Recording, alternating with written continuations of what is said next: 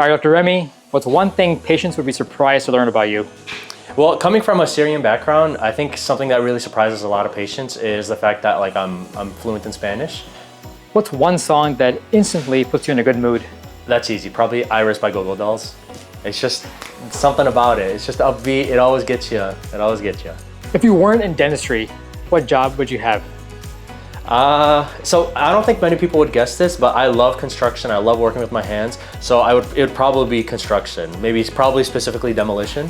I think it's really cool kind of how they take down they have these big buildings and they have all this heavy equipment and they come on in and they just kind of methodically take it apart and just kind of recycle the materials and just kind of plan for something new, bigger and better. So definitely demolition.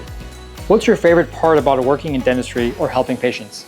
So it might sound cheesy, and this is actually was reflected in the case that we just saw, but it's like when you have a patient that comes in and they have a lot of problems and a lot kind of going on, and you really kind of do a big procedure on them, you really kind of help them out, and you're all done and you're like, okay, we're about to, you give them the mirror and then they kind of look at it and they're just like, they start crying and they give you a hug. That's honestly, as cheesy as it sounds, it never gets old, and it's probably one of the best things about dentistry.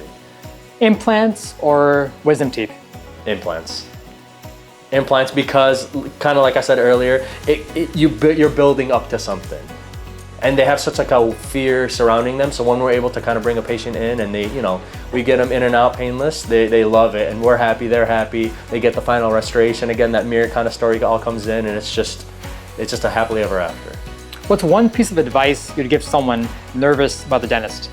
I would say probably go, number one, find a dentist that you trust, find someone that you can kind of relate to, that kind of hears you out, and then someone that is able to just kind of, listen to your problems and kind of come up with a game plan to solve those problems. And someone that obviously, there has to be mutual trust kind of going both ways. So that's probably my best advice for that.